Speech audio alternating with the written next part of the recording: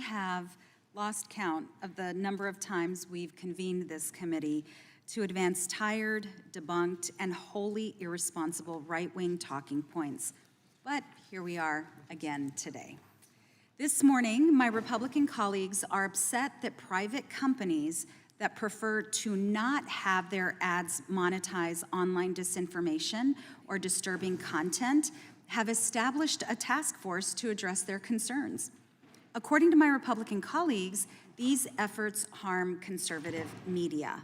But let's be clear, this hearing is about Republican concerns over continuous drops in ad revenue on social media sites like X, formerly Twitter, whose CEO has done his best to make the site accommodating to hate speech, disinformation, anti-Semitism, adult content, and other inappropriate material since buying Twitter in 2022.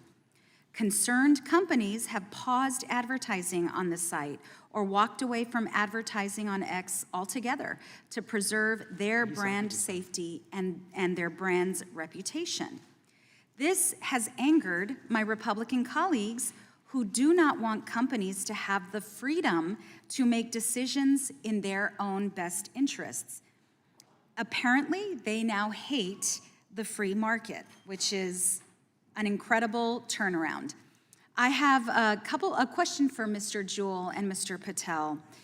One anti-Semitic conspiracy theory that has proliferated in certain quarters of the internet is the so-called Great Replacement theory, which claims that Jewish people are orchestrating mass immigration in order to replace the white population.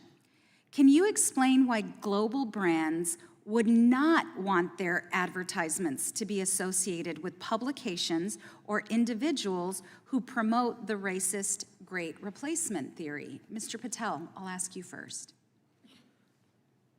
Well, first of all, we want to invest our marketing investment into the brands with the target audience that we go after.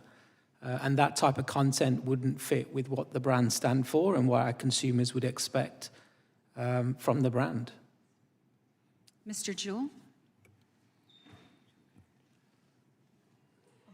As I said earlier, brands spend billions of dollars over decades building trust with consumers about the products and services that they bring to market. That's how they build their companies. That's what advertising does. If you then take that and put that next to content that is incredibly polarizing and divisive, think of the frame of mind of that consumer as they're looking at that. It's a bad association. We want to create good associations between products and services and the consumers. It's not about the content in terms of being conservative or progressive. It's about the nature of news and the divisiveness that exists right now. And so that's why overall news spend has come down to low single digits overall. It isn't about progressive or conservative. It's about the frame of mind and creating positive associations for our brands and our consumers so that they can have the productive conversations they want to have and continue the brand growth over time. And wouldn't you say it's also about your bottom line?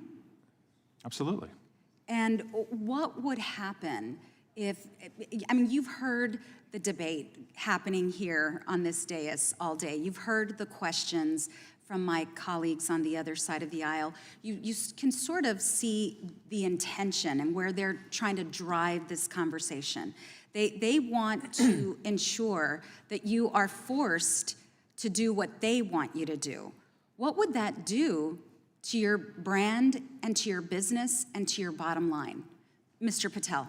So firstly, ma'am, it would severely impact the brand equity and what the brand stands for. As we built these brands over decades and decades with substantial investment.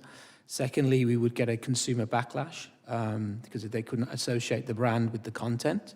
And thirdly, the bottom line impact would be lost sales. And we're very proud to be serving 90% of American households today with our portfolio. I appreciate it. I'm running out of time. I'll just say this. You've heard a couple of members mention Project 2025, and there have been some jokes made about it, and we've seen some of my colleagues try to run away from it. The whole point of our bringing this up to the American people, and as we've seen today, is that there is an effort by our colleagues on the other side of the aisle to force their will upon the American public and American businesses, and it's terrifying.